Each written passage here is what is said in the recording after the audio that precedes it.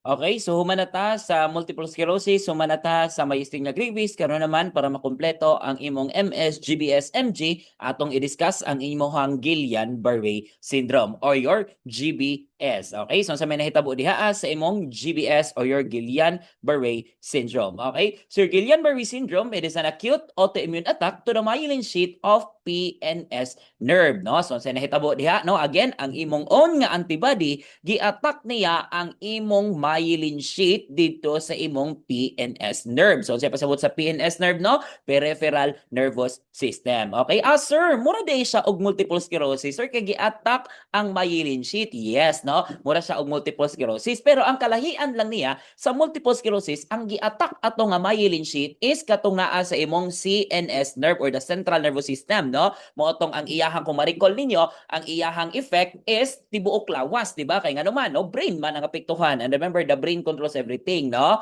O yun, so mao na siya. Pero diri guys, no? Sa Guillain-Barré syndrome, ang affected niya is ang mga myelin sheath dito sa imong periphery. Okay, no? Mga periphery ni mo, no? Nga mga myelin sheath. Okay? Now, isa po sa kalahian niya is ang multiple sclerosis, chronic to siya, no? Kung siya pasabot chronic, meaning dugay na to nga gibati sa pasyente. Motong na to siya periods of remission o exacerbation, meaning na times mawala, na times nga mobalik. Pero ang kalahian ani is ang Guillain-Barré syndrome is acute ni siya, no? O siya pasabot sir nga acute, meaning guys, no, pag iguan ni sa pasyente, paspas kaayo mag-deteriorate ang pasyente. Okay, nakuha, no? O yan, so again, may Guillain-Barré syndrome, no? Acute. Okay, when we say multiple sclerosis, chronic to siya. Okay, nakuha, no? Yes. Okay, sabi ko nga, no, gi-attack sa imong kaugalingong immune system ang imong myelin sheath dito sa imong PNS nerve. So sa mahitabuan na magkakaroon ka ng demyelination. Meaning guys, no, imong myelin sheath, mga guba or mga hilis ang imong myelin sheath. And di ba ingon ta, no, unsa gito function ni myelin sheath? Si myelin sheath ang hinungdan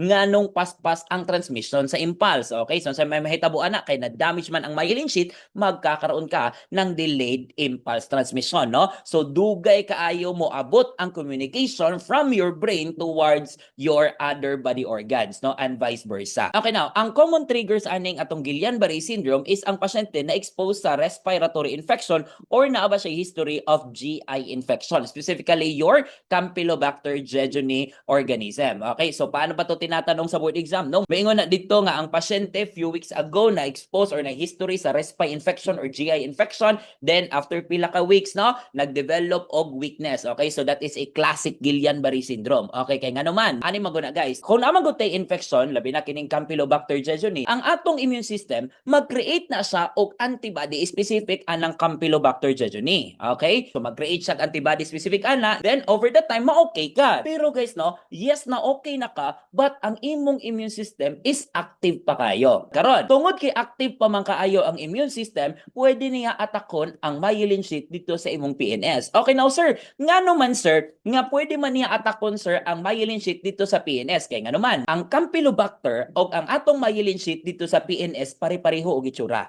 O yun dili sa ingon nga 100% nga pareho, but naa siya resemblance, remembrance. So remembrance it. Naa siya resemblance, no? Ang mahitabuan na maalaan sa imong immune system nga katong myelin sheath sa PNS is Campylobacter jejuni to siya. Mao na nga atakon to niya. Okay, mao na nga magkakaroon ka ng Guillain-Barré syndrome. Okay, nakuha, no? Sabi ko nga ang affected nga nerve is ang iyang peripheral nervous system or atong mga periphery. Mao na nga dito magsugod ang imuhang manifestation. Okay, so ang initial sign ani, of course, ang pasyente magkakaroon ng leg weakness or some term no nga ginagamit nila is your clumsiness. Mo na siya ang initial sign, no? Ingon diha nga ang pasyente kanang magsigirag katumba, di ba? Sometimes nawad ag kusog ang pasyente, mo nang matumbarag kalit. Okay, so yon, classic symptoms na of your Guillain-Barré syndrome. Initial sign na niya kasi nga ang una nga naapektuhan is ang peripheral nerve. Okay, now next naman, no, kana iyang weakness from the tiil, no, magkaanam nagsaka. Okay, no, magkaanam na siya saka padong diris ibabaw. Munang ang tawag sa iyang paralysis is your ascending paralysis. Ano yon? Ascending paralysis, no? So para dili malimtan, no, GB Guillain-Barré ascending paralysis, GB Guillain-Barré galing baba. Yon, di ba, no, ana ha? Okay.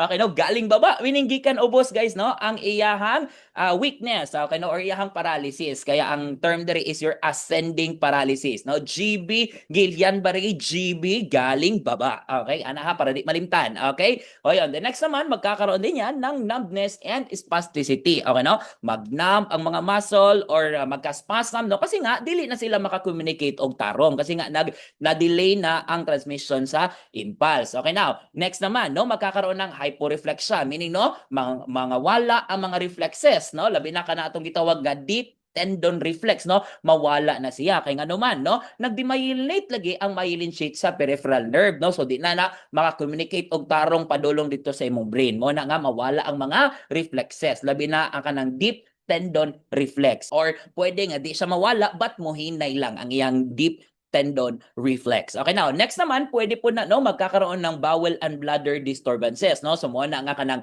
dili makaihi or dili makalibang ang pasyente. Okay, kasi nga, no, sabi ko nga, no, pag puno na ang bladder, di ba, ingon ko tong niagi na to nga discussion sa atong multiple sclerosis, di ba, niingon ko nga, pag puno na ang bladder, mag-send na siya impulse padulong sa brain. Ang nahitabo gani, kay dili naging makaabot ang impulse or delayed ang impulse kasi nga, nagdemyelinate na ang myelin sheath mo na nga mapundo ang ihi sa bladder mo na magkakaroon ng urinary retention. Same goes with your bowel, di ba? Nga pag puno na ang bowel, dapat mag-send na siyang impulse padulong sa brain, telling our brain nga, hoy, puno na ko, kailangan ako dimong i-release, no? Pero lagi, kay nagdemyelinate man ang myelin sheath, dili na or hinay or dugay makaabot ang impulse padulong sa brain. Okay, mo na nga ang mahitabo, mag-constipate ang pasyente. Okay, now next naman, pwede po nang magka-dysrhythmia. Okay, so meaning guys, no, abnormal rhythm sa iyang heart. Kaya nga naman, no, ang iyang heart lagi dili na connected sa iyang brain. Okay, mo na nga magiging abnormal na ang rhythm sa iyang heart. And next naman, no, kasi nga nag-abnormal ang rhythm, of course, no, magfa-fluctuate ang BP, no? Sometimes mo taas, sometimes mo baba iyang BP. Okay, so ingon ana, no? Okay, now, and the late sign naman niya is your respiratory depression. Okay? So respiratory depression, dili kasagaran matay chiwabol sa tong pasyente, guys. Kasi nga ang mga muscle nga nag-control, no, sa atohang respiration, mawala na ang connection ana sa atohang brain mo na nga ang pasyente magkakaroon ng respiratory depression. So next naman is diagnostics. Okay, now to diagnose your Guillain-Barré syndrome, ang gamiton ani nga diagnostic tool, no, sa atohang doktor is your lumbar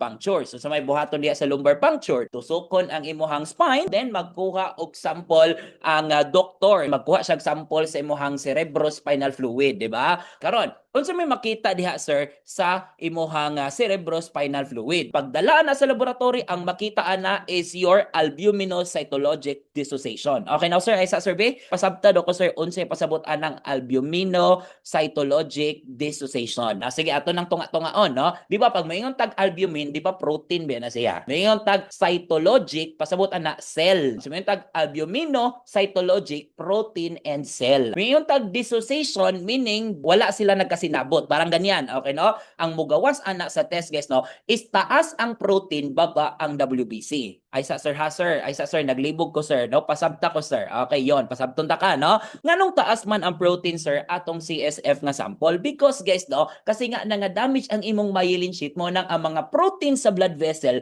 mulik na siya dito sa imuhang cerebrospinal fluid. Mo na pag-check sa imuhang cerebrospinal fluid, daghan kayo og protein. Okay, now sir, nganong normal man ang WBC? Pasabot ana guys, no, nganong normal ang WBC? Because kini guys is dili man ni siya infection. This is an autoimmune, di ba? So yun, di ba, mutaas ng ang WBC pag natay infection. Kini dili man ni infection, di ba? Autoimmune man ni. Mo na nga, taas ang protein tapos normal lang ang WBC. Kaya tinawag siyang albuminocytologic, no? Ang kanang albumin mo ni kining protein nga ni taas, no? Ang kanang WBC mo na siya ang cytologic, di ba? Ingon ko no, study of cell, no, mo na cytology. Okay, so mo na nga na dissociation because dili sila pareha. Okay? O yon. So now, no, unsaon man pag-manage ang imong Guillain-Barré syndrome. Ang priority ana is airway patency. Now sir, airway di atong priority ani sir, dili day safety sir nga magsugod man kaha ni sa tiil sir ang iyang weakness, so prone ma-fall ang pasyente. Pag ingon ana ka magunahon na, so meaning na gi-analyze nimo ang situation, which is good na, no? Pero guys, unahon-naon nimo, no, mas importante ang airway over the safety ani. Kay nganuman ang Guillain-Barré syndrome magud paspas kaayo na siya, meaning paspas kaayo mag-deteriorate ang pasyente. So pasabot ana, paspas mo abot sa respiratory organs ang imuhang paralysis. Mo na nga priority nato is ang airway patency ni pasyente. Okay? So when we say priority nato ang airway patency, unsa man dapat atong mga intervention ana, no? So unang-una dapat na kay intubation set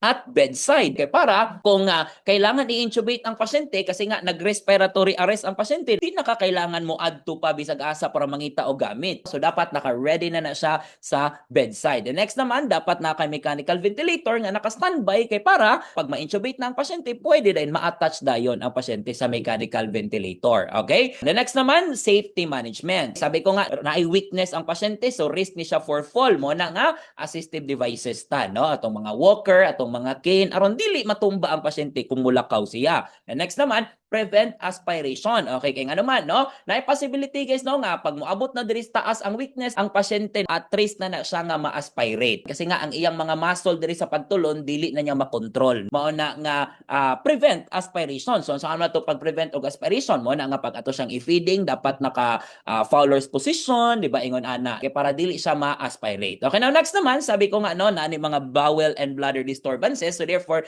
we need to promote regular elimination. So saan ganito para makapromote ng regular elimination? Of course, no, atong pataason ang iyahang fluid and fiber intake, no, kay para dili siya mag-constipate. Kay di ba ingon ta kagailan no sa symptom niya nga pwedeng mag-constipate ang pasyente. So mo na nga increase the fluid and fiber intake. Okay, now next naman pwede ta maghatag og stool softener. Sabi ko nga aron dili mag-constipate ang pasyente. Okay, of course ha, kailangan na siya doctor's order, no? Kung kay tambal man na siya. Okay, now next naman, no, of course intermittent catheterization. Unsaan kitong intermittent catheterization? Mag-insert kag catheter para lang madrain ang ihi. Pag madrain na ang ihi, tanggalon na dayon ang catheter. Okay? Ayan. That is your intermittent catheterization para dili magka urinary retention. Ayan. No? So muna siya sa imuhang mga management sa imuhang Guillain-Barré syndrome. Karon naman, istoryahan na to ang uban nga mga therapy. So the main treatment gyud of your Guillain-Barré syndrome guys is tagaan ka og intravenous immunoglobulin. Okay? Now sir, unsa man ang intravenous immunoglobulin, no? So from the name itself, immunoglobulin ang ihatag sa imo guys is antibody. Kana nga antibody guys, no, mga healthy antibodies na. So tagaan kag healthy nga antibodies, kini ba defective na ba ito imong antibodies kay gi-attack niya iyang kaugalingon nga myelin sheath. Kay para ang katong imong mga unhealthy nga antibodies manggamay to siya. Meaning pulihan. Kuhaon to imong existing nga antibodies, no? Then tagaan kag healthy nga